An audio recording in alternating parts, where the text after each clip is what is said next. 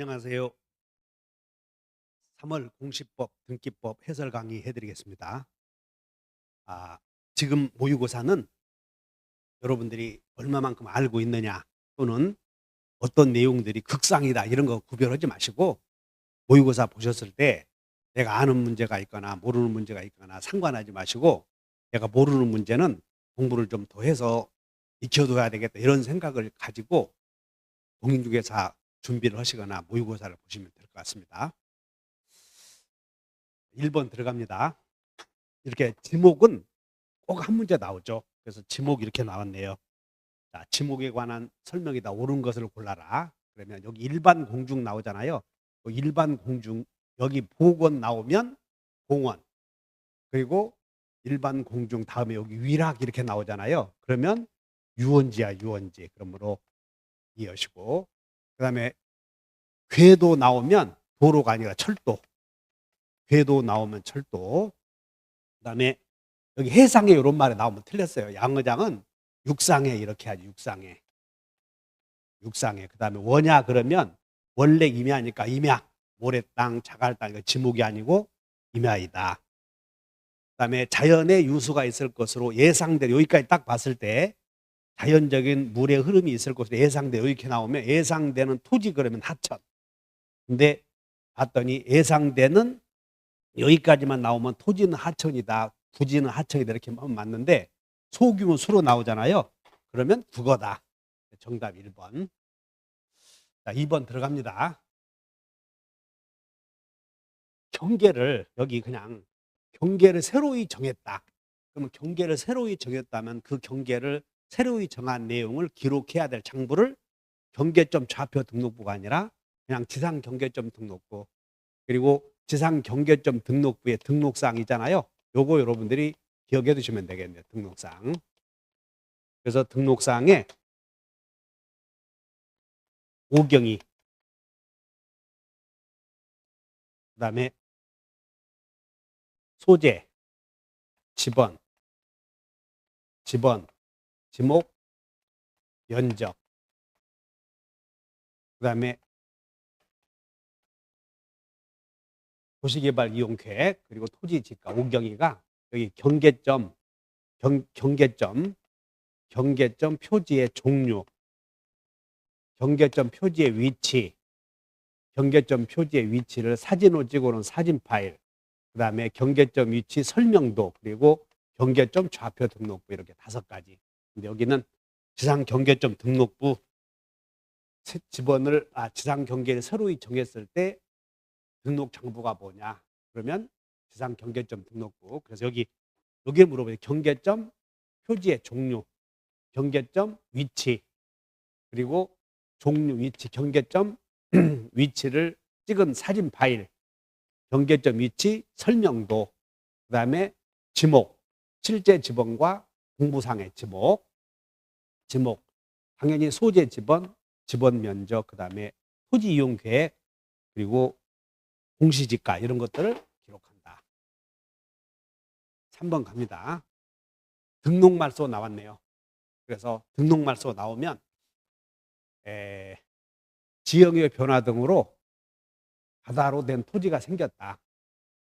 그러면 바다로 된 토지가 생겼다면 토지 소유자가 소관청에 등록말소를 해야 되는데 토지 소유자가 등록말소를 하지 않으면 지적소관청은 토지 소유자에게 지적공부에 등록말소를 하도록 신청을 하도록 통지해야 된다. 맞고.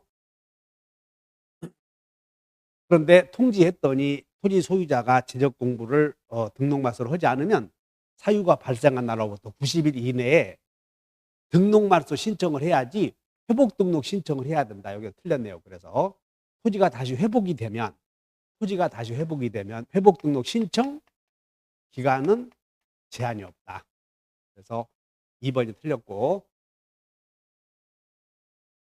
그다음에 등록말소사항 지적소관청이 등록사항을 말소하거나 회복했을 때는 토지 소유자 및 해당 공유수면 관리청에 다시 통지해야 된다. 맞고요. 그다음에 회복 등록을 하면 등록 말소 당시 지적공부의 자료에 따라서 다시 등록 회복이 되면 복구해야 되고, 그다음에 등록 말소 신청에 의해서 토지 표시에 등록 말소를 해서 등록 말소 했대요. 이렇게. 그러면 이제 등록 말소 했다면 토지에 이동이 생겼죠. 그러면 등기관에게 등기소에 촉탁해야 된다. 맞네요.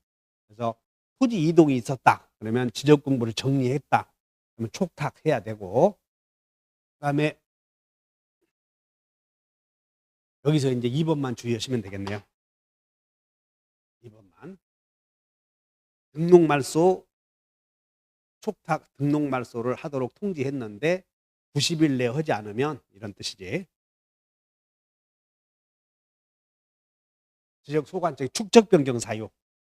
축적 변경 사유를 적은 신청서에 첨부해야 될 내용. 자, 여기 보시면 이제 지적 소관청이 축적 변경을 하겠죠. 그러면 축적 변경 절차는 축적 변경 지역의 소유자의 3분의 2 이상의 동의를 얻어서 토지 소유자가 축적 변경 신청을 한다. 그러면 이제 지적 소관청 산하에 축적 변경 위원회를 두죠. 그래서 축적 변경 위원회 의결을 거쳐서 지적 소관청이 시도지사에 축적 변경 승인 신청을 할 텐데, 이때 승인 신청으로 여기서 축적 변경 사유, 그다음에 지번 등 명세, 그리고 여기 토지 소유자 3분의 2 이상의 동의서, 그다음에 의결서 사본, 그리고 시도지사가 승인을 위해서 필요하다고 인정되는 서류 5개를 첨부 서류로 제공하면 지적 소관청이 승인 통지를 하지. 근데 여기를 물어봤네요. 그러면 지적 소관청은 이제 축적 변경 시행 공고를 할 것이고, 여기에 공고 사유로 이런 것들을 목지기 협세청을 청산 공고, 축적 변경 시행 공고를 하고, 시행 공고 기간은 20, 30, 15, 20일 이상 공고하고, 그리고 공고 기간 내에 경계점 표지를 설치해야죠. 토지 소유자들은 점유하고 있는 지역에 경계점 표지를 설치해야 되는데 30일 이내에 해야 된다. 그리고 이제 경계점 표지를 중심으로 해서 측량을 해서 여러 가지 측량 결과도에 따라서 토지 이동 사항을 결정하고, 지번별 조서를 작성해서 그 지번별 조서에 따라서 지번별 제곱미터당 가격을 결정해서 청산금을 산정하죠. 그러면 이제 청산금 결정 공고를 해서 청산금 결정 공고 기간은 15일 이상 시군구 게시판에 하게 되고, 그러면 그 공고 기간 내에 공고를 하면서 거기에 20일 이내에 청산금을 납부하시오. 이런 청산금 납부 고지 수령 통지를 해서 쭉 진행이 되죠. 그래서 지금 여기서 물어보는 건 사유, 축적 변경 사유, 첨부 서류에 명세, 그다음에 동의서, 사유, 명세, 동의서, 사본, 그다음에 인정되는 서류 이런 것들 5개를 제출하라. 그런데 여기서 우리 문제에서는 뭘 제출하라고 그랬느냐면 여기에 지번 등 조서가 아니고 여기는 지번 등 명세, 그 지번에 따른 소유자의 명세를 첨부해야지 지번별 조서가 아니다. 그 다음에 사유, 동의서, 그 다음에 의결서 사본, 인정되는 서류. 그래서 이 내용은 4번은 그냥 한번 지나가면서 한번 공부했다 생각하십시오. 그 다음에 5번 갑니다. 자, 이제 5번은 살펴봤고, 그 다음에 5번으로 넘어가서 부동산 종합공부 틀린 것을 골라라. 그럼 부동산 종합공부를 다시 설명하면, 여기 지금 문제는 부동산 종합공부를 관리하는 지적소관청은 지적 부동산 종합공부에 등록되는 그런 내용에 대해서 그 관리기관의 장은 여기 지적소관청에게 상시적으로 관련 정보를 제공해야 된다. 그리고 소관청은 관리기관의 장에게 상시적으로 관련 제출을 요구한다. 그러면 이제 여기에 지적공부의 내용과 다른 기관의 내용에 자료가 일치하지 않을 수도 있어요. 그러면 정정을 해야 될 텐데, 부동산 종합공부에서 정정은 지적소관청이 정정하고 통지하는 게 아니라 지적소관청은 불일치 등록사항에 대해서는 부동산 종합공부에 등록된 내용과 다른 기관의 어떤 사항이 일치하지 않으면 불일치 등록사항에 대해서는 그 기관의 장에게 그 내용이 불일치되고 있으므로 통지해서 등록사항 정정을 요청한다. 그러므로 이 말은 부동산 종합공부를 먼저 부동산 종합공부에 등록된 내용을 먼저 정정하는 것이 아니고 부동산 종합공부에 등록된 내용과 다른 기관의 내용이 일치하지 않으면 그 다른 기관의 내용에 장에게 정정을 통지한다. 자, 그러면 살펴봅시다.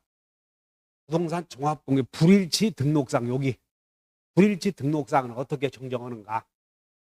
그러면 여기 소관청은 불일치 등록상이 생기면 부동산 종합공부의 등록사항을 정정하고 그리고 다른 기관에 정정했으니 그 기관에도 정정하라고 통지하는 게 아니라 부동산 종합공부의 등록사항이 가장 올바른 정보다. 올바른 정보. 그러므로 여기 있는 정보가 여기 있는 등록 내용과 다른 기관의 정보 내용이 다르면 부동산 종합공부 등록상을 먼저 정정하는 게 아니라 이게 가장 정확한 자료이기 때문에 다른 기관의 정보를 정정하라 요청한다. 그래서 1번 질문은 과거에도 여러 차례 나왔으니까 주의하세요. 자, 부동산 종합공부의 불일치 등록사항은 부동산 종합공부에 등록된 내용이 다른 등기소에 기재되어 있는 내용과 불일치한다 그런 뜻이 아니라 등기소에 있는 내용과 종합공부의 내용이 불일치할 때는 부동산 종합공부를 기준으로 해서 다른 정보기관의 등록사항을 정정하라고 한다 그런 뜻이에요. 그 다음에 정보처리 시스템을 통해서 관리하는 그런 부동산 종합공부는 시도지사가 영구히 보존한다. 그 다음에 부동산 종합공부의 등록사항에 대해서 증명서를 발급받으려는 자는 발급받으려는 소 그리고 읍장, 읍면동장에게 신청서를 제출한다. 맞고, 그 다음에 부동산 종합공부에 등록된 내용은 5개가 있죠. 5개. 그 중에 이용규, 토지의 이용 및 규제에 관한 법률, 토지 이용규 이것도 등록하게 되고, 그 다음에 부동산 여기서 지적 공부를 물어봤네요. 지적 공부를 반출한다. 그럼 반출한다 그러면 시도지사의 승인을 얻어야 된다. 그래서 여기 시도지사나 또는 대도시장의 승인을 얻어야 하는 경우가 꽃반지가 아니라 축반지, 축적 변경. 그 다음에 지적 공부 반출.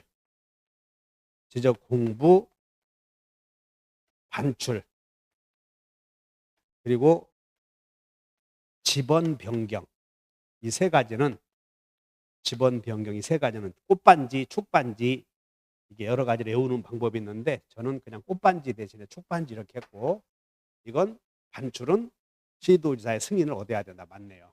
그래서 여기에 지적공부와 부동산 종합공부, 지적공부 그리고 등기소의 등기부, 등기 기록과 부동산 종합공부가 일치하지 않으면 부동산 종합공부의 등록사항을 정정하는 게 아니라 등기부를 정정을 하고 요청한다. 자, 1번이 틀렸고요. 그 다음에 6번.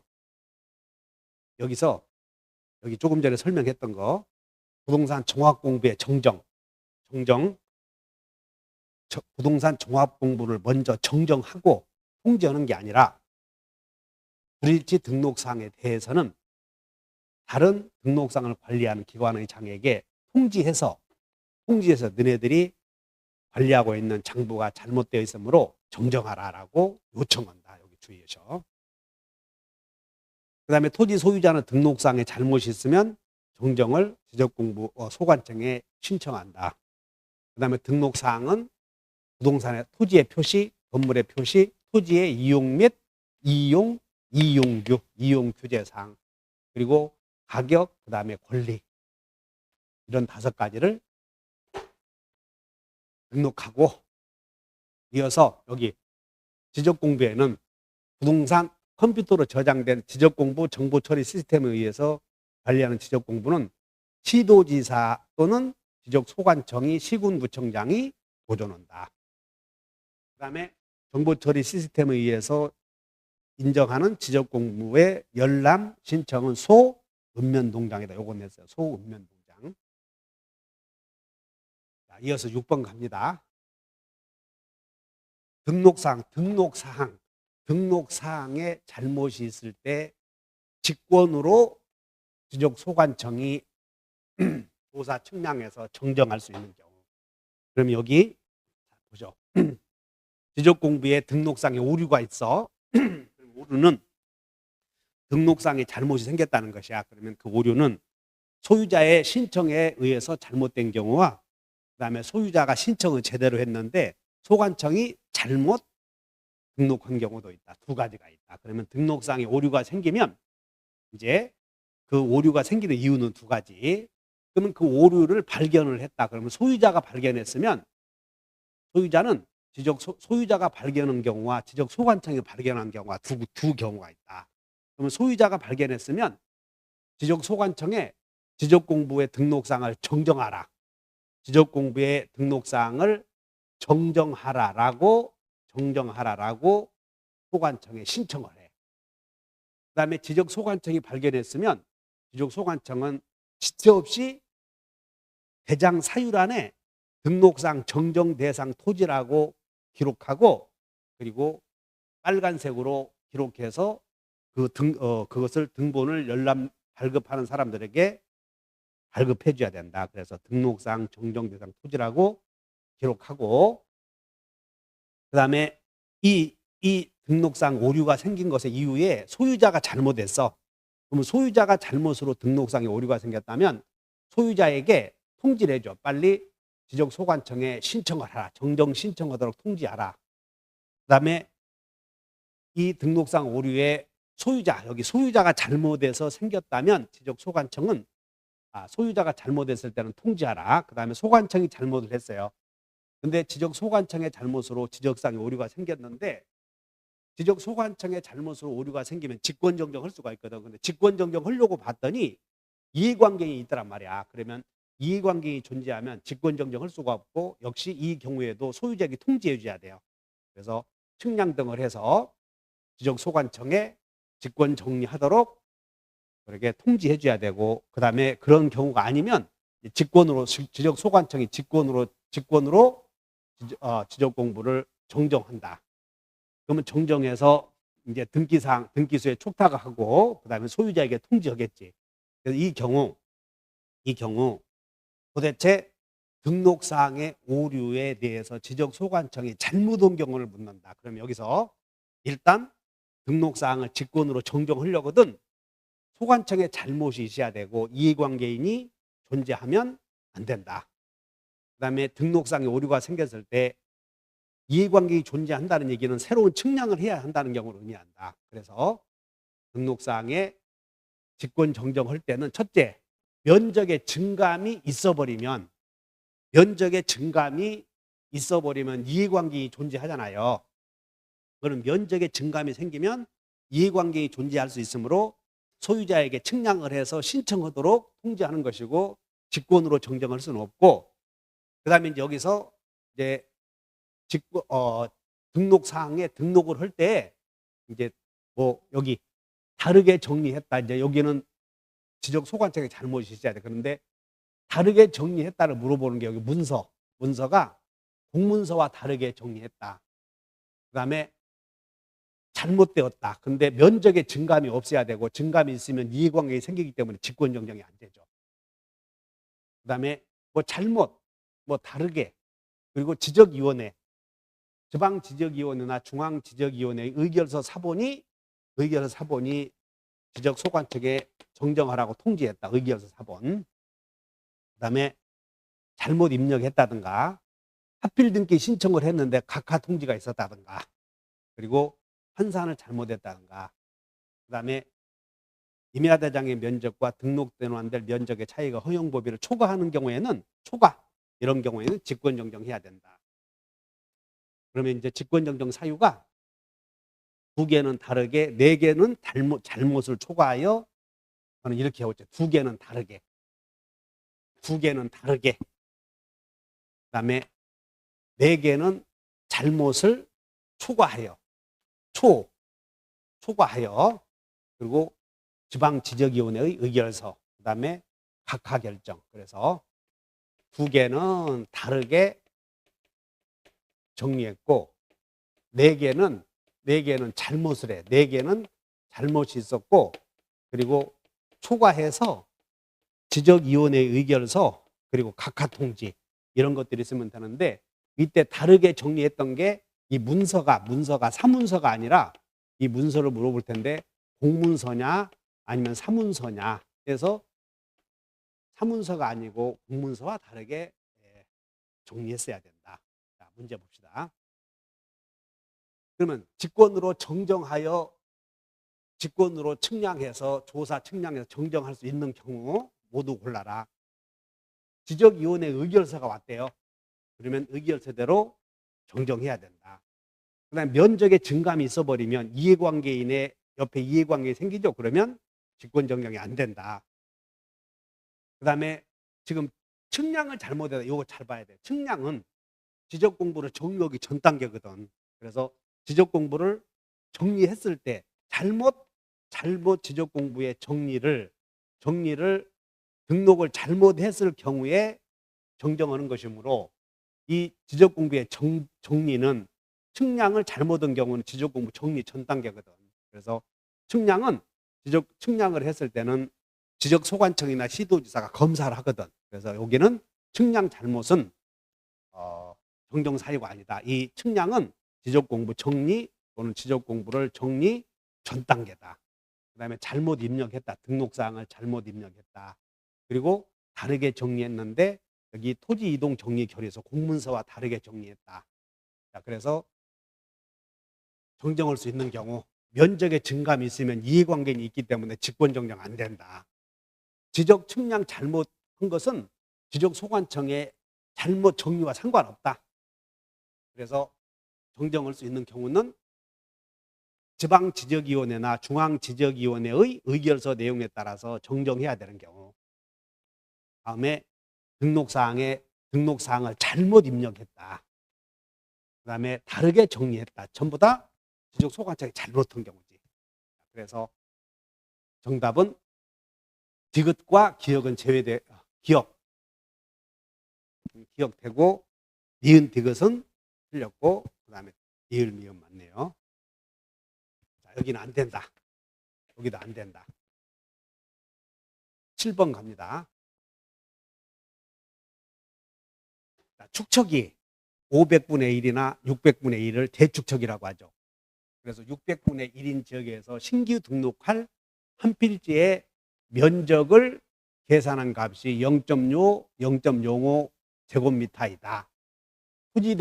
토지대장이 등록하는 면적의 결정. 그래서 축척이 대축척을 사용하는 경우 최소 면적 단위를 묻는 거네요. 그래서 최소 면적 단위는 0.1 제곱미터. 그 다음에 1000분의 1이나 1200분의 1의 소축척을 사용하는 경우에 최소 면적 단위는 1제곱미터. 여기 보시면 자, 축척이 500분의 1, 600분의 1을 대축척이라고 하죠. 이 축척을 사용하는 지역의 최소 면적 단위는 0.1 제곱미터. 그 다음에 그 이외의 축척을 사용하는 지역의 최소 면적 등록 단위는 1 제곱미터다. 0.1 제곱미터, 1 제곱미터 주의하시고. 그래서 축척을 살펴야 돼요. 먼저 600분의 1. 그러면 최소 면적 단위가 0.1 제곱미터이다. 이어서 8번 갑니다. 교통부 장관이 연속지적도 정보관리 체계의 구축 운영을 위해서 수행해야 될 업무가 아닌 것은 요거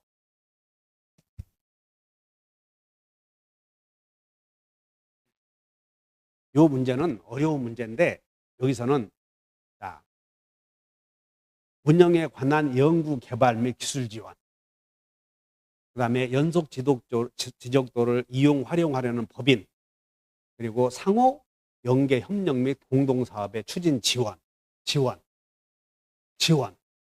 공동 활용 촉진, 그리고 연속 지적도의 정보 관리 체계 전문화 및 이게 고도화인데, 표준화 및 고도화인데 여기를 고도화라는 말 대신에 전문화로 바꿔서 틀렸다 이렇게 냈네요. 상당히 어려운 문제였어요.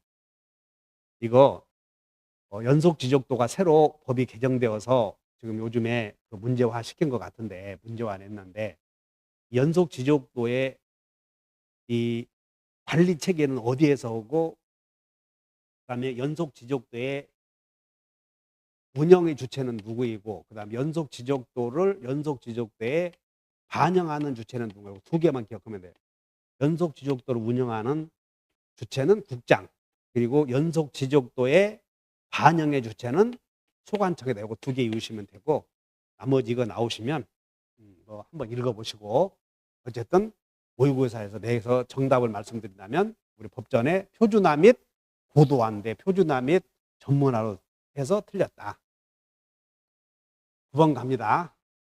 측량을 실시하여야 하는 경우, 지적 측량을 실시하여야 하는 경우 이렇게 되어 있네요. 그래서 잠시 해설을 먼저 보시면, 지적 측량에는 기초 측량과 세부 측량이 있고요. 그다음에 검사 측량, 그리고 우리가 신규 등록 등을 측량을 해야 할 필요가 있는 경우가 복구 측량, 신규 등록, 등록 전환, 분할, 등록 말소, 축적 변경, 정정 측량, 지적 확정 측량, 지적 재조사 측량, 그리고 경계 복원 측량, 이런 것들은 측량을 할 필요가 있는 게 아니라 이제 요청을 하면 하는 거예요. 그래서 경계 복원 측량이나 지적 현황 측량인데, 경계 복원 측량은 연속 지적도가 아니야. 도면에 등록된 경계점, 도면을 봐야 돼. 도면. 지상에 복원한다 또는 표시하기 위해서 한다. 지적 현황 측량은 지상 건축물 등의 현황을 그것도 뒤에 지적도 및 임야도에 등록된 경계와 대비한다. 그러므로 어느 경우든 측량은 도면을 보고 한다. 근데 그 도면이 연속 지적도와는 상관없다. 그냥 지적도와 임야도라는 도면을 보고 측량을 한다. 그래서 문제를 다시 보시면, 지적 측량을 실시해야 할 필요가 있는 경우, 그래서 도시개발 사업 등의 시행 지역에서 토지 이동이 있어서 측량이 필요한 경우, 요거를 지적 확정 측량, 여기를 지적 확정 측량, 지적을 확정하기 위해서 측량을 한다. 그 다음에 토지를 등록 전환하는 경우에 있어서 측량이 필요한 경우를 등록 전환 측량, 등록 전환 측량. 지적 제조사에 관한 특별법에 따른 지적 제조 사업에 따라서 토지 이동이 있어서 측량을 할 필요가 있는 경우를 지적 제조사 측량.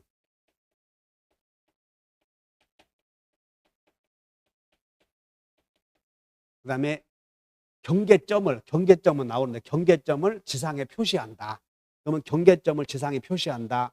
그럼 이거 경계 복원 측량. 그런데 경계 복원 측량인데, 이 경계 복원 측량이란 경계점을 지상에 표시한대요. 그런데 경계점은 어디에 있는 경계점이냐면 지적도나 임야도에 있는 경계점이지 연속 지적도에 있는 것이 아니다. 그래서 니을번이 말 자체가 경계점을 어디에 있는 경계점이냐, 그 말 때문에 틀렸다. 그래서 연속 지적도가 아니라 지적도나 임야도다. 그러므로 이건 연속이라는 말에 들어가서 잘못됐다. 정답이 니을 제외한 나머지입니다. 그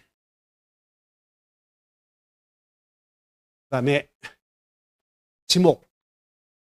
지목을 지적도에 등록하는 때 표기하는 부호로서 옳은 거, 여기 여러분들 차문자로 표시하는 게 공장장, 장차, 천원, 외웠을 거예요. 그래서 장은 공장은 공이 아니라 공장장, 차는 주차차, 그리고 천은 하천천, 원은 유원원, 그래서 유원지원. 그러니까는 공원은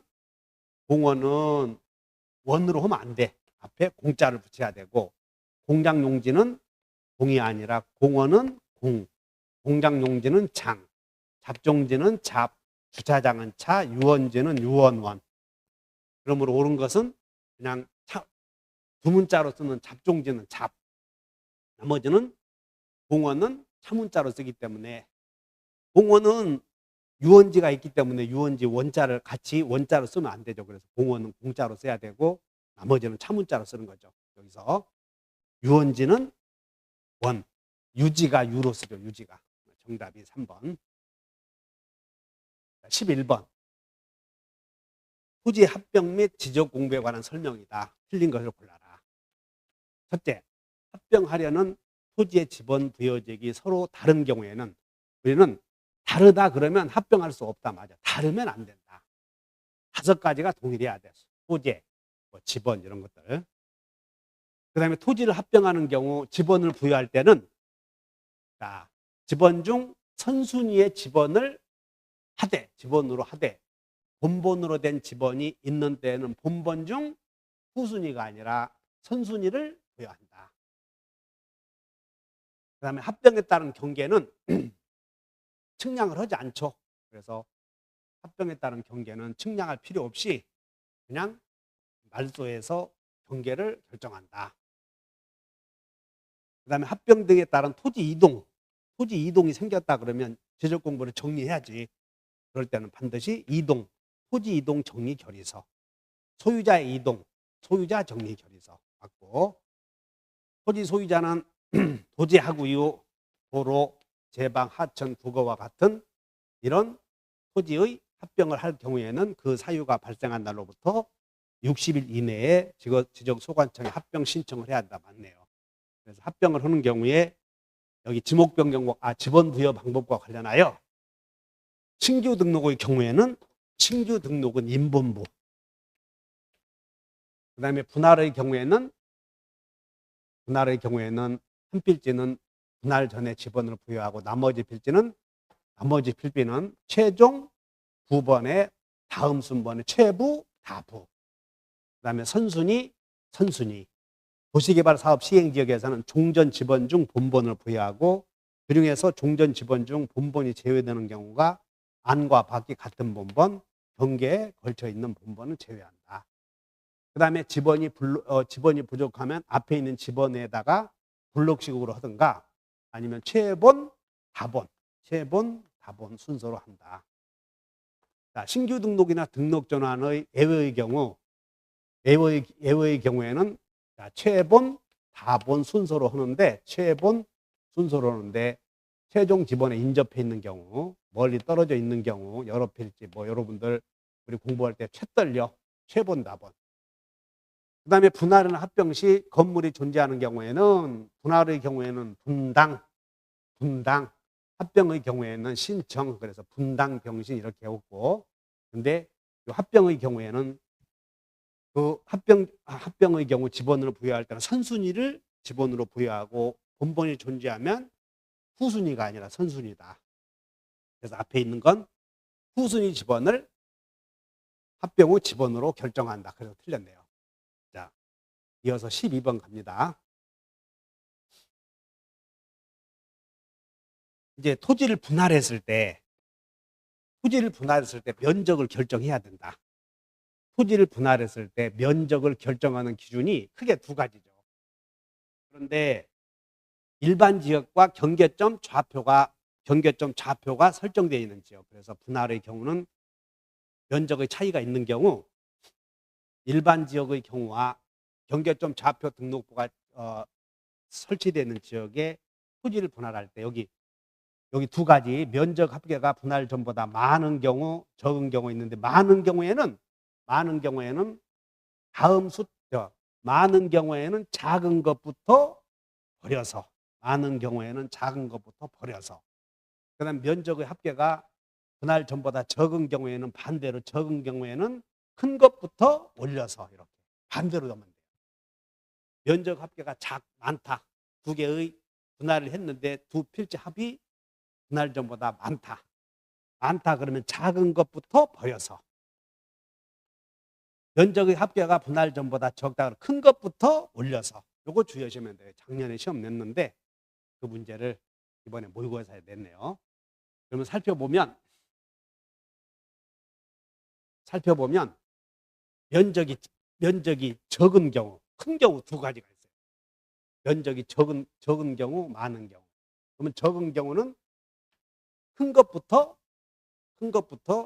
올려서, 큰 것부터 여기는 올려서. 그 다음에 분할 전의 면적보다 많은 경우에는 구하려는 끝자리의 다음 숫자가 여기는 많다 그러면 작은 것부터 버려서 이렇게 두 가지 차이 하시면 돼요. 다시 정리하면 면적 합계가 분할 면적보다 적은 경우에는 끝자리의 다음 숫자가 적다 그러면 큰 것부터 올리고, 그 다음에 분할 합계가 분할 전 면적보다 많다 그러면 작은 것부터 많다 그러면 버려서, 작은 것부터 버려서. 그래서 끝자리의 다음 숫자가 큰 것, 작은 것, 그러면 작은 것 그러면 올리고, 작은 것 그러면 올리고, 큰 것 그러면 내리고 이렇게 하시면 돼요. 자, 이거 주의하시면 되겠네요. 자, 이어서 아까 조금 살펴봤네요. 그 다음에 등기 신청의 각하 사유로 사건이 등기할 것이 아닌 경우를 골라라. 사건이 등기할 것이 아닌 경우, 우리 각하 사유는 29조에서 11개가 있고, 관할 위반 사건이 등기할 것이 아닌 경우, 그래서 관사, 그 다음에 건출방, 불불불, 첨납불, 이렇게. 여기도 첨납불 뭐 다르다. 그런데 등기할 것이 아닌 경우가 10개가 있었지. 우리 배웠죠.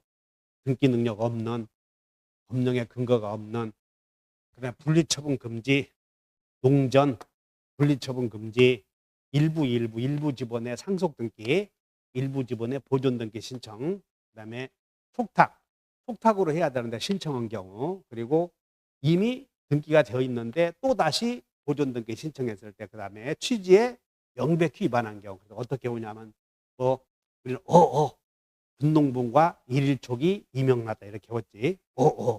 분농분과 일일촉이 이명났다. 뭐 우리 공부 방식이었으니까 뭐 선택하시면 돼요. 그러면 이제 우리는 각하 사유로서 등기할 것이 사건이 아닌 것이, 사건이 등기할 것이 아닌 경우, 아까 분농분과 일일촉이 촉탁에 의해서 등기가 돼야 되는 신청한 경우, 그 다음에 이미 보존 등기가 되어 있는데 또 보존 등기를 신청한다. 그 다음에 등기를 하는 것이 명백한 취지로 위반되었다. 그러면 없는 분리처분, 농지 분리처분, 그리고 일부의 일일촉. 일부 보존 등기 신청. 뭐 여러분 보존 등기는 하나의 물건에는 하나의 권리만 존재해야죠. 그래서 일물일권주의 원칙상 일부 지분의 보존 등기 신청하면 하나의 토지에 등기가 2개 되잖아요. 그래서 안 되는 거지. 사건이 등기할 것이 아닌 경우다. 그 다음에 촉탁에 의해서 등기가 되어야 되는데 신청했다. 촉탁. 그 다음에 요 일부 나오네요. 상속 등기도 공동 상속인 중에 일부가 자신의 지분만 상속 등기를 신청하면 일물일권주의 어긋나지. 그리고 분리하 이렇게 나오면 이건 사건이 등기할 것이 아닌 경우다. 그런데 니은번은 근저당권이 설정되어 있는 일반 건물에 대하여 이제 멸실 등기를 신청할 때는 근저당권자가 통지하는 거지. 그래서 통지해서 한 달 내에 이의를 제기하지 않으면 그냥 이제 멸실 등기를 하죠. 그래서 니은번은 등기할 것이 아닌 것이 아니다. 그래서 기억. 니은번을 제외한 나머지. 이건 뭐 한 문제 꼭 나오니까 등기법 공부하시는 분들은 사건이 등기할 것이 아닌 경우는 100% 나오는 거예요. 매년. 그냥 그건 반드시 알고 가시고. 15번 갑니다. 등기필 정보. 여기서 등기필 정보는 여러분 통지하고 등기필 정보의 제공을 보셔야 돼요. 제공. 그러니까 등기필 정보 제공은 등기 신청서에다가 신청서에 신청할 내용이고, 등기필 통지는 등기가 완료되었을 때, 등기관이 등기를 완료했을 때 등기필 정보를 신청인과 명인이 같으면서 신청인과 명의인이 같으면서 그 명의인이 새로운 권리를 취득하는 경우에는 등기필 정보를 통지해 주는 거지. 자, 여기 봐요. 이제 등기가 완료되면 등기필 정보 및 등기필 정보, 이 비밀번호가 써 있는 이걸 통지해 주는 경우. 그다음에 비밀번호가 없는 그냥 단순한 등기 완료 통지. 여기는 신청인과 명의인이 다른 경우는 등기 완료 통지. 여기는 신청인과 명의인이 같으면서 명의인이 새로운 권리를 취득하는 경우. 신청인이 말소 등기를 했는데 말소 등기는 새로운 권리가 아니잖아요. 그럴 때는 등기필 정보, 비밀번호가 써 있는 것을 통지해 주는 게 아니지. 그러므로 등기 신청할 때는 이 비밀번호를 제공해야 된다. 등기가 완료되면 통지해 준다. 요거 두 개. 그런데 신청인과 명의인이 같으면서 명의인이 새로운 권리를 취득하면 등기필 정보 통지. 신청인과 명의인이 다르면 등기 완료 통지. 그거 주의하시면 돼요. 자, 문제 보시죠. 그러면 이제 승소한 등기 의무자가 판결에 의해서 승소한 등기 의무자가 등기 신청을 했을 때는 등기필 정보를 제공해야지. 비밀번호를 써서 등기필 정보를 권리자에게 통지하는 게 아니라, 그럼 아까 등기필 정보 통지는 신청인과 명의인이 새로운 권리를 취득하는 경우 신명세. 그러면 등기 권리자에게 통지해 주지. 근데 신청인은 여기는 의무자 아니야. 그리고 명의인은 권리인. 그래서 신청인과 명의인이 다르지. 그러면 등기필 정보를 통지하는 게 아니라 이런 경우는 등기 완료 통지.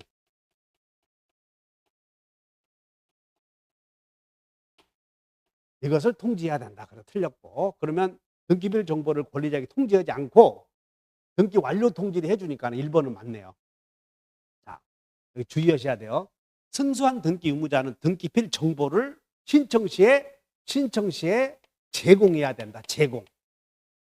그래서 제공해야 되고, 그리고 등기가 완료되면 등기필 정보를 등기 권리자에게 통지하지 않아도 된다. 여기는 이제 이 영역은 이제 등기관에게 넘어가는 거예요. 그럼 등기가 완료되면 등기 권리자에게 등기필 정보를 통지하는 게 아니라 등기 완료 통지를 통지한다.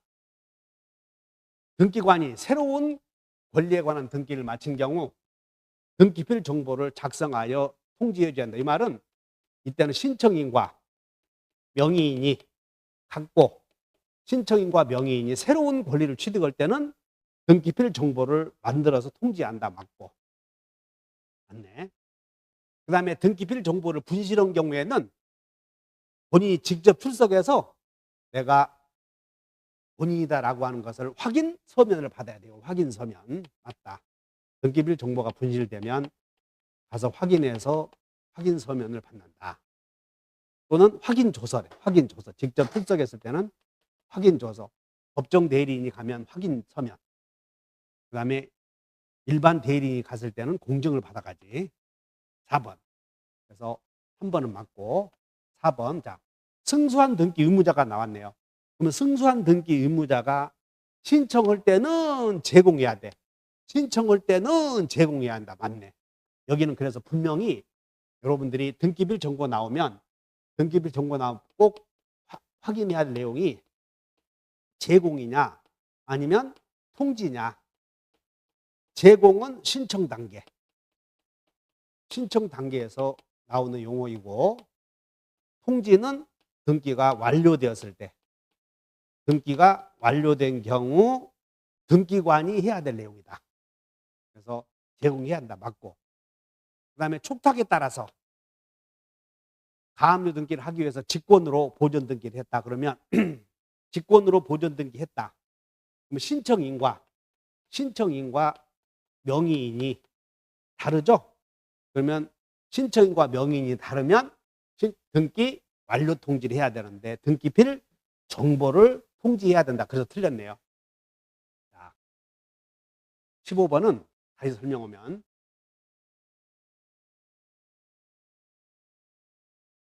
등기필 정보를 제공한다는 얘기는 신청 시에 비밀번호를 하나 써 넣어야 된다. 그 다음에 등기가 완료됐을 때는 등기관은 등기필 정보, 등기 완료, 통지를 보면 안 돼요. 통지를 보면 안 되고 등기필 정보를 통지했느냐, 등기 완료를 통지해 줬느냐, 요거 차이야. 그래서 완료가 되면 신청인과 명의인이 갖고 새로운 권리를 취득하면 필정보 통지, 신청인과 명의인이 다른 경우는 완료 통지. 그러므로 조금 전에 직권으로 보존 등기했잖아요. 그러면 신청인과 명의인이 다르거든. 직권으로 보존 등기했다면 신청과 명의인이 다르므로 필정보 통지가 아니라 완료 통지해 준다. 그래서 틀렸다. 주의하시면 되고, 여기 등기필 정보 제공, 신청 시 등기 의무자, 그 다음에 승소한 등기 의무자는 필정보를 제공한다. 등기필 정보를 분실했을 때는 본인이 직접 출석한다. 그래서 확인조서, 그 다음에 법정 대리인에게 위임했을 때는 확인서면, 그 다음에 일반 대리인에게 위임했을 때는 공정증서, 그리고 등기필 정보 작성 통지는 여기는 등기가 완료되었을 때다. 완료. 주의하시면 돼요. 등기필 정보를 작성 통지하는 건 신청인과 명의인이 새로운 권리를 취득하는 경우, 그리고 관공서가 촉탁을 하는데 등기 권리자를 위해서 촉탁하는 경우, 신청인과 명의인이 다르면 등기 완료 통지다. 대위 신청이 있다든가 직권으로 했다든가 승소한 등기 의무자가 신청이 있다든가 관공서가 촉탁한 경우에는 신청인과 명의인이 다르죠. 그때는 필정보가 아니라 완료 통지해 준다. 담보권 등기에 관한 설명이다. 틀린 것을 골라라. 저당권 설정 등기를 신청할 때 그 저당권의 대상인 권리의 목적이 소유권 이외의 권리, 만약에 지상권이나 전세권일 경우에는 그 전세권이나 지상권에 관한 권리의 표시에 관한 사항을 신청 정보로 등기소에 제공해야 되고, 저당권의 질권을 설정할 때는 질권의 목적인 채권을 담보하는 저당권의 표시에 관한 사항을 신청 정보로 제공해야 한다. 이것은 저당권을 담보로 질권 설정했다는 거예요. 그다음에 저당권에 대한 채권 담보의 등기를 신청하는 경우 담보권의 목적인 채권을 담보하는 저당권의 표시에 관한 사항을 신청 정보의 내용으로 등기소에 제공해야 된다. 그래서 저당권에 대한 채권 담보의 등기를 신청한다. 질권을 설정한다. 주로. 네 번째, 공동담보 목록은 목적물이 5개 이상일 때이죠. 그리고 전자적으로 작성하되, 그리고 그 번호는 매년 1년마다 새로 부여해야 돼요. 그 번호는. 그래서 6개월이 아니라 공동담보 목록은 전자적으로 작성한다. 그 다음에 그 담보 목록의 번호를 새로 부여해야 되는데 그것은 1년마다다. 그래서 6개월이 틀렸고, 공동담보 목록으로 추가되는 부동산의 등기 기록에는 여기 이제 공동담보 목록에 A 부동산이 지금 이미 A 부동산, B 부동산이 있는데 C 부동산이 추가로 담보된대요. 그럼 추가적으로 담보되는 경우는 등기 원인란 끝부분에다가 이 C 부동산이 추가되었다 쓰는 거고, 종전 부동산은 여기다가는 종전 부동산은 C 부동산이 추가되었다는 걸 종전 부동산은 부기등기 형식을 취한다. 새로 추가되는 부동산은 끝부분에다가 공동저당이라는 취지를 기재하고 종전 부동산은 부기등기한다. 그래서 여기에 축끝, 그다음에 기부 또는 종부, 종전 부동산은 부기등기 형식으로 기록한다. 맞네요. 그래서 5번은 잘 외워놔야 돼요. 종부, 축끝 이렇게. 정답은 1년마다 새로 번호를 부여한다. 가등기에 관한 설명이다. 틀린 것으로 골라라. 보존등기는 단독 신청이지. 그러므로 가등기는 공동 신청 시에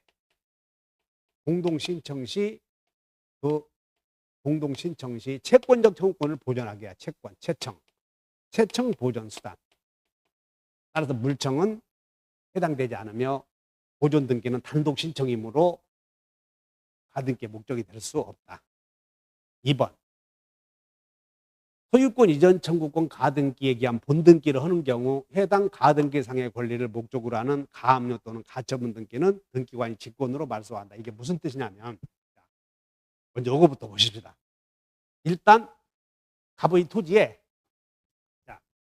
우리 소유권 이전 청구권을 보존하려고 이렇게 가등기 했다는 것이야. 그러면 이 소유권 이전 청구권 가등기 할 때는 항상 그 앞에 가등기의 목적을 쓰는 거예요. 그러면 저당권 설정 청구권, 임차권 설정 청구권, 전세권 설정 청구권 이렇게 쓴단 말이야.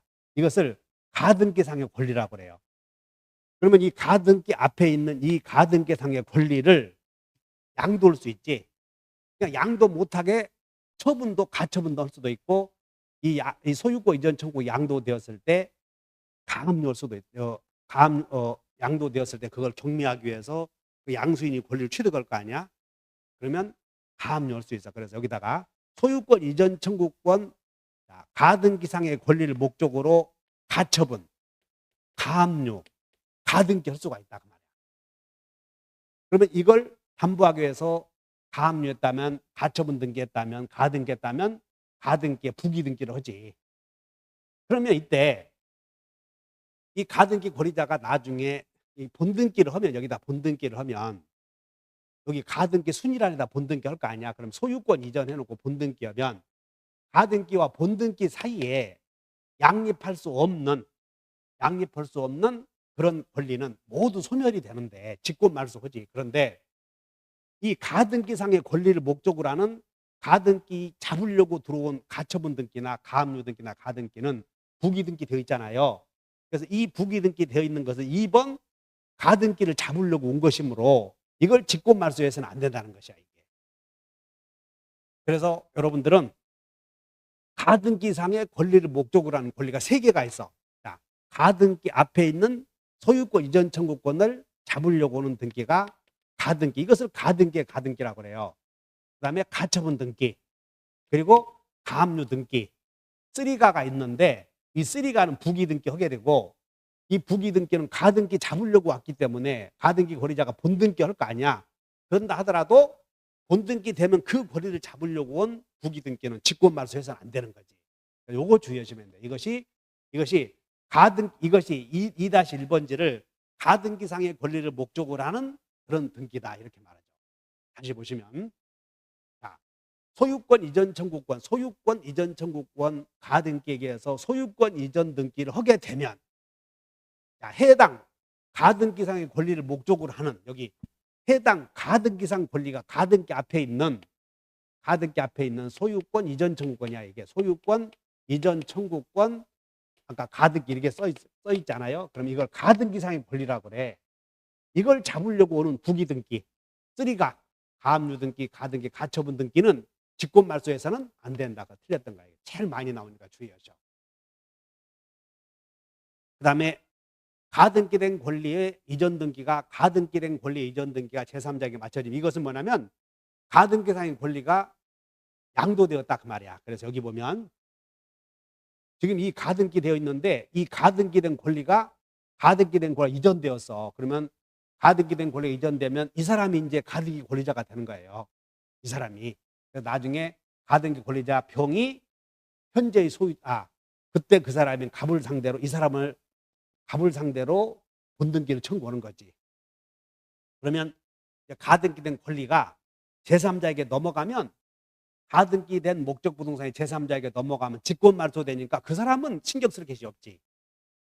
자, 문제 보시면 3번 가등기된 권리의 이전 등기가 제3자에게 맞춰지면 그 본등기의 제3자가 본등기 권리자가 된다. 그래서 아까 가등기된 권리가 양도되어서 넘어갔다 그런 뜻이에요. 맞고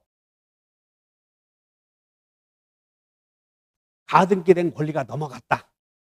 소유권 이전 청구권 가등기상의 권리를 목적으로 가등기가 되었다. 이것을 가등기의 가등기다 이렇게 말해. 그러면 이 가등기를 양수한 병이 본등기 청구의 주체다 그런 뜻이야.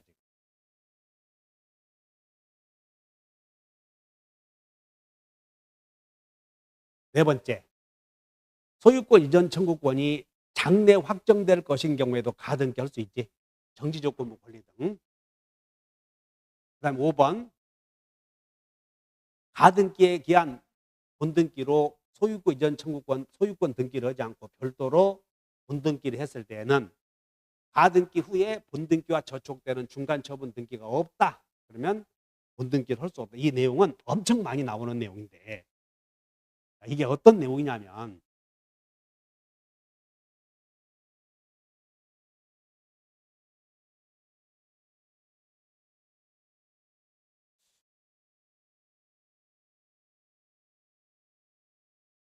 지금 이렇게 2번 타자가 가등기 권리자가 의리약을 그런데 가등기 권리자가 본등기를 할 때는 가등기 순위란에다가 여기다가 소유권 이전 소유자 을 이렇게 써야 되는데 여기서 을이 말이야. 이거 봐. 을이 가등기에 기하여 본등기를 하지 않고 원인을 달리 수용에 의해서 본등기를 했다는 거예요. 자, 가등기 권리자가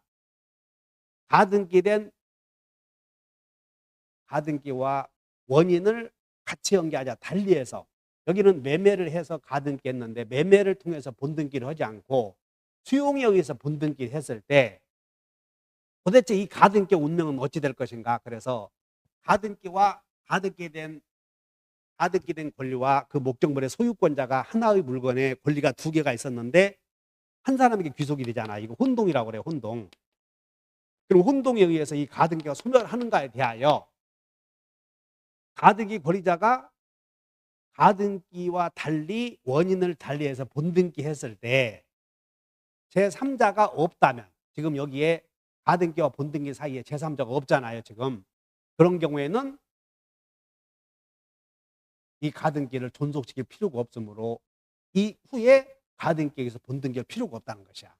그래서 그 내용이 어떤 내용이냐면 자, 가등기 권리자가 원인을 달리해서 본등기를 했다. 그럴 때 이 혼동으로 가등기가 소멸을 하는가에 대하여 첫째, 가등기와 본등기 사이에 제3자가 있으면 가등기는 소멸하지 않지만 제3자가 지금 가등기와 본등기 사이에 2번은 2-1번째는 보지 마세요. 부기등기 돼 있으니까. 가등기와 본등기 사이에 가등기 권리자가 수용에 의해서 본등기 했잖아요. 그러면 가등기와 본등기 사이에 제3자가 없잖아요. 그러면 이 가등기는 소멸한다. 자, 다시 보십시다.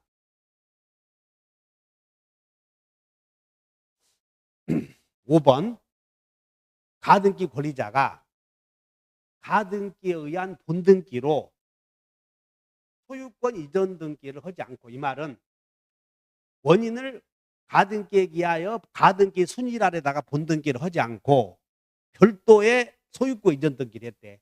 상속을 받는다든가 수용에 의해서 본등기를 한 경우 가등기 후에 본등기와 저촉되는 중간 처분 등기가 없다 그랬네요. 없다. 그러면 가등기에 의한 본등기를 할 수 없다. 이 말은 가등기를 소멸한다 그런 뜻이에요. 맞다.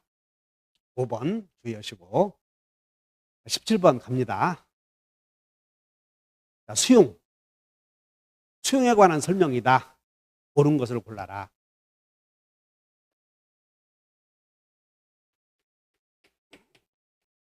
수용은 공익사업, 공공사업으로 인정하기 전에는 공익사업 인정 전에는 토지의 취득 및 보상에 관한 법률에 따라서 인정 전에는 협의 취득을 해요. 협의 취득. 이 협의 취득은 개인적인 매매와 같아. 그래서 매매와 같다. 그러므로 협의 취득에 따른 수용 보상금에 대한 경매가 가능하죠. 그러면 이제 그 후로 공공사업이나 공익사업이 인정이 되었다. 그러면 공익사업으로 인정이 되면 여기서 이제 협의 수용이 있고 협의에 의해서 수용된 경우와 협의 수용이 없으면 토지수용위원회의 결정, 재결 수용에 의해서 이루어진다. 그러면 이제 공익사업이 인정되면 협의 수용이든 재결 수용이든 이것은 단독 신청이에요. 그래서 협의 수용이든 재결 수용이든 간에 등기 원인은 수용이라고 쓰고 등기 원인 일자는 수용, 개시일이 돼. 수용 재결일이 아니라. 그러면 공익사업이 인정이 되면 이제 협의 수용이나 재결 수용이 이루어지고, 이렇게 재결 수용 이루어진 후에 수용 개시일이 결정이 돼. 그러면 수용 개시일이 되면 여기다가 보상금의 지급을 정지 조건으로 해서 수용 개시일에 권리 변동이 생긴다. 자, 수용으로 인한 이전 등기 시 토지수용위원회의 재결에 의해서 인정된 권리. 그러면 이제 여기에 자, 갑이 소유하는 토지가 이제 수용이 되어서 이게 이렇게 쭉 가서 협의 수용이 되어서 또는 여기 재결 수용이 이루어져. 수용 재결. 그러면 이거 수용 재결 수용 결정되면 여기서 이제 수용 개시가 이루어지고, 그러면 수용 개시 날짜에 원시 취득을 하는데 이 갑소유의 소유권에 대해서는 원시 취득이기 때문에 보존 등기해야 되는데, 여기는 토지 수용자 사업가나 공공기관이 이전 등기 형식을 취해. 이전 등기. 그러면 이제 재결 수용이 되고 나면 그로부터는 원시 취득을 하므로 여기서 이제 그 앞에 있는 수용된 토지에 대하여 존재하는 모든 권리는 다 소멸해 버립니다. 직권 말소가 돼. 다만 이 수용된 토지를 위하여 존재하는 수용된 토지에 대하여 존재하는 지역권과, 근데 여기서 갑이 쭉 오다가 재결 수용되고 수용 개시일에 대해 이전 등기 하기 전에 사망이 되었다면, 사망이 되면 이렇게 수용 개시일 후에 어쨌든 수용이 되면 이전 등기 형식을 취하므로 여기서 상속인에게 이전 등기가 돼야 돼. 갑이 사망하면 갑으로부터 이전 등기 할 수는 없기 때문에 갑 소유에 상속인이 있을 텐데 상속인 명의로 어느 때가 이전 등기 해줘야 돼. 그러면 상속인이 이전 등기 하지 않을 거 아니야. 그럼 수용의 주체가 대위해서 상속을 해. 그래서 상속 등기를 마치고 이전 등기 해와야 된다. 자, 그래서 수용에 의해서 수용이 되었을 때 소멸되지 않는 권리는 상속인에 의한 등기, 상속 등기와 지역권 등기 두 가지는 직권 말소가 할 수 없다. 그래서 여기는 토지 직권 말소가 안 되는 게 세 개 있다. 하나는 상속 등기, 하나는 지역권 등기, 그리고 수용위원회의 결정에 의해서 인정되는 권리 세 가지는 말소할 수 없다. 2번, 그러니까 1번은 맞다. 수용으로 인한 소유권 이전 등기 신청서의 등기 원인은 수용으로, 그 원인 일자는 여기 주의해야 돼. 원인 일자는 수용 재결일이 아니라 수용 개시일이다. 이걸 써야 된다. 그때 소유권의 취득이니까. 그래서 수용 재결일이 아니라 수용 개시일. 그 다음에 농지증은 법률 행위로 인한 농지에 대한 소유권 이전 등기를 할 때 필요한 거므로, 수용은 계약이 아니지. 계약이. 그러므로 농지증이나 뭐 거민계약서나 토지거래 허가증 필요 없다. 그 다음에 수용으로 인해서 이전 등기를 하는 경우 수용 개시일 이전에 맞춰진 소유권 이전 등기는 직권으로 말 수 없다. 어차피 수용 개시일 이전에는 소유권이 넘어오더라도 그 사람으로부터 넘어와야 돼요. 그런데 그 후에 수용 개시일 후에 맞춰진 상속 등기 있을 거 아니야. 어쨌든 그 상속인으로부터 이전 등기 해야 되므로 수용 개시일 이전에 맞춰진 이전 등기는 그 사람으로부터 또 이전 등기 해와야 되므로 말소할 수 없다. 맞고, 그 다음에 수용위원회의 결정이 실효되었대요. 그래서 이미 수용된 등기에 대해서 말소할 때는 그때는 단독 신청이 아니라 그때는 공동 신청이다.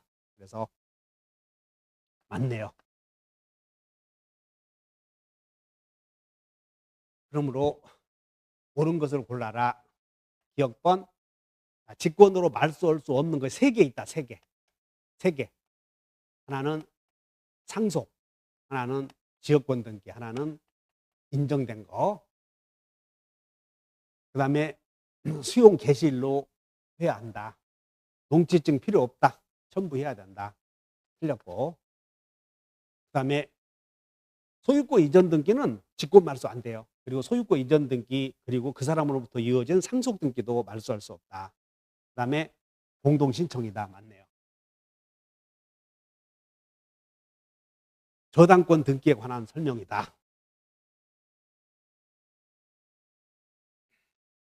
여기서 시간과 돈이 있을 텐데, 시간은 전부 임의적 기재사항이다. 그래서 대표적인 게 존속기간, 그리고 무슨 변제기 이런 것들은 다 임의적 기재사항이고, 돈은 필요적 기재사항이에요. 돈이라도 원금은 중요한 거지만 이자, 그리고 지료, 여러분들 지상권은 지료는 요소가 아니지, 무슨 뭐 요소가 아닌 돈, 보증금 이런 것들은 전부 임의적 기재사항이야. 임의적. 그러나 채권액, 돈 중에서도 채권액은 원금은 중요하지. 그리고 차임, 전세금 이런 것들은 계약에서 요소기 때문에 이것은 필요적 기재사항이죠. 그래서 변제기는 필이 아니라 임의다. 틀렸고. 그 다음에 하나의 채권에 대해서 공동담보 목록을 등기관이 작성해야 될 텐데 목적 부동산이 5개 이상일 경우 5개. 채권 일부 양도할 수 있지. 채권 일부 양도할 수 있어. 그래서 그때 양도할 때는 양도액을 신청서에 기록해야 된다. 일정한 금액을 목적으로 하지 않는 채권을 담보하는 저당권 설정 등기는 여러분들 백가마 이것을 저당권을 설정할 때는 채권 평가액을 기록해야 된다. 틀렸고. 다음으로 공동저당의 대위 등기를 할 때는 필요 기재사항으로 6개를 기록해야 돼. 6개. 그래서 하나는 목적 부동산, 변제액, 변제받은 금액, 채무자, 채권액 이런 것들. 그래서 여기 보시면 공동저당의 대위 등기 시에는 매각 부동산, 그 다음에 그 부동산의 대금, 그리고 선순위가 받은 금액, 그 다음에 차순위가 받을 채권액, 채무자, 그리고 대위자 이런 것들. 그런데 여기는 채권액과 채무자 이외에 존속기간은 임의적 기재사항이죠. 그래서 틀렸네요. 채권액과 채무자는 기록해야 되지만 존속기간은 기록하지 않는다.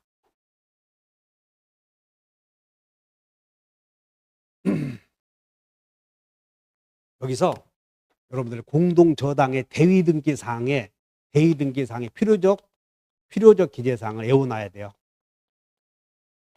6개가 있구나.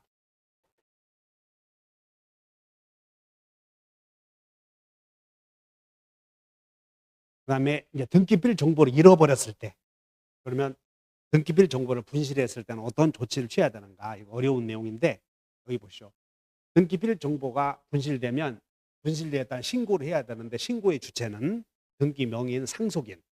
그 신고 방법은 컴퓨터로 할 수도 있고 방문 신청의 경우에는 서면으로 제출한다. 그다음에 절차는 이제 등기필 정보 분실 신고를 했을 때는 대법원 예규에 따라서 본인의 확인 절차를 거쳐야 되고, 그 다음에 대리인이 신고할 때는 본인의 인감증명서를 첨부해야 되고, 그리고 이제 실효 조치는 누가 하냐면 여기가 등기관이 실효 조치를 해야 된다. 간단한 거예요. 그런데 등기필 정보 실효 신고는 우리 과거에 분실한 등기 명의인만 할 수 있다. 그래서 틀렸어요. 그래서 상속인이나 그 밖에 포괄 승계인도 신고의 주체가 될 수 있다. 자, 봅시다. 실효에 관한 설명이다. 등기필 정보의 실효 신고를 할 수 있다. 주체를 물어봤네. 주체는 상속인도 가능하다. 그 다음에 등기필 정보의 실효 조치를 취할 사람은 관할 지방법원장이 아니라 등기관이다. 아까 실효 조치를 등기관이 취해야 한다. 그 다음에 신고할 때는 본인 확인 절차를 거쳐야 되고, 대리인이 신고할 때는 본인의 인감증명서를 제출해야 하고, 그 다음에 실효 방법은 컴퓨터로 할 수도 있고, 그 다음에 본인이 직접 출석하는 경우도 있다. 서면으로. 그래서 실효 조치는 지방법원장이 하는 게 아니라 등기관이 한다. 그래서 이게 과거에는 35회 때인가요? 실효 신고를 할 수 있는 사람은 본인만이 할 수 있다. 그래서 틀렸던 내용인데 한번 살펴보세요. 지금은 극상이다, 극하다 이런 거 따지지 마시고 그냥 공부할 수 있는 내용은 되도록이면 많이 해주시는 게 좋겠죠. 21번 갑니다. 부기등기를 하는 경우가 아닌 거. 그럼 부기등기는 그냥 소주, 소유권을 목적으로 하는 경우는 주등기, 그 다음에 소유권 이외의 권리를 목적으로 하거나, 그리고 특약은 전부 부기등기, 소주 외부, 판매 특약 등기, 부기등기. 특약만 나오면 소유권을 목적으로 하는 게 아니야. 권리 소멸 약정 등기, 부기등기. 전세권을 목적으로 하니까 소유권 이외의 권리를 목적으로 부기등기. 부동산의 표시는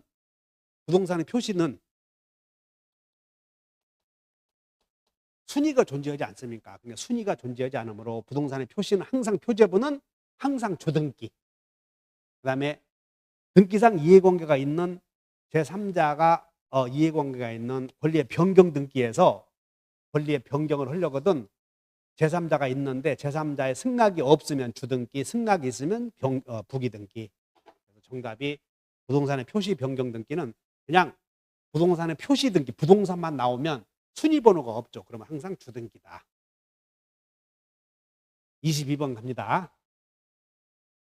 보존 등기는 원시 취득이므로 원인과 그 연월일이 있을 수가 없어요. 원시 취득이므로. 그래서 기록해야 된다. 틀렸고. 토지에 대한 기존의 소유권 보존 등기를 말소하지 않고는 그 토지에 대한 또 다른 보존 등기를 할 수 없다. 그래서 이미 보존 등기가 돼 있으면 또 다른 보존 등기, 그래서 이중 등기는 안 된다. 이중 보존 등기는 허용되지 않는다. 그 다음에 이제 이 보존 등기를 신청할 수 있는 사람은 대장을 봐야 돼. 대장에 최초로 소유자로 등록된 자. 그 다음에 대장에 최초로 소유자로 등록되어 있지만 그것이 애매하다면 판결을 받아야 되고, 판결. 그 다음에 판결을 받아야 되고, 그 다음에 확인을 받아야 되는데, 판결은 토지는 국가를 상대로 해야 되고, 건물의 경우에는 지자체, 시군구, 그 다음에 확인도 건물의 경우에는 시군구의 확인을 받는다. 그래서 여기 확인 나왔네요. 확인. 미등기 건물은 확인, 그러면 건물은 시군구. 그래서 3번. 한 동의 건물 중 한 동의 건물에 속하는 구분 건물 중 일부분만에 관하여 보존 등기를 신청하는 경우에는 그 신청자는 나머지 전부에 대해서도 보존 등기를 동시에 신청해 줘야 돼요. 그래서 나머지 전부에 대해서도 동시에 신청해야 되고, 이것은 대위에서 신청해 줘야 된다. 맞는 내용.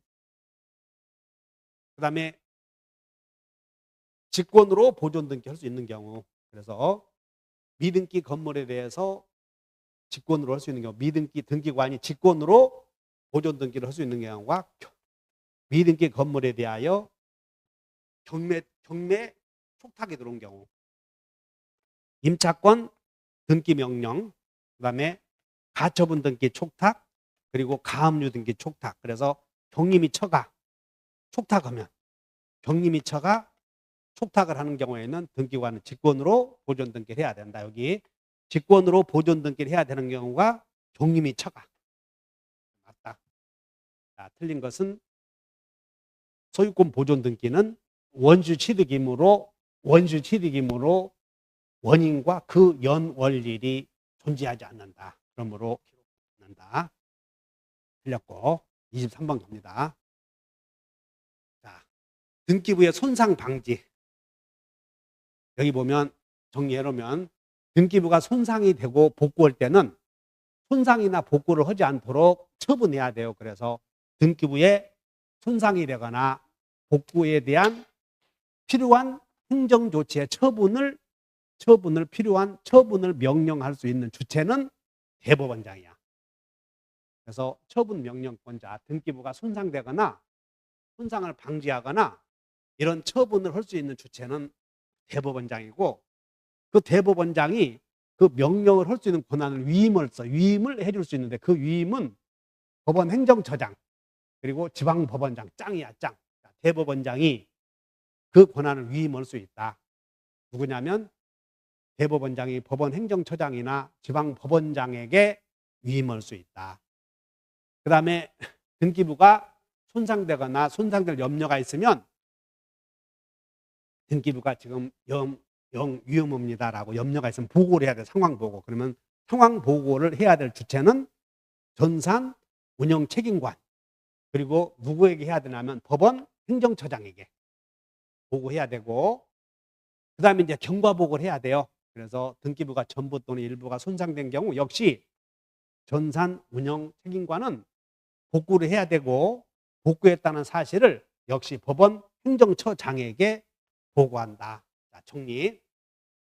등기부가 손상되거나 복구될 염려가 있을 때는 그 조치를 예방할 수 있도록 처분 명령을 해야 되는데, 그 처분 명령권은 대법원장에게 있고, 그 다음에 그 권한을 대법원장이 법원 행정처장이나 지방법원장에게 위임할 수 있다.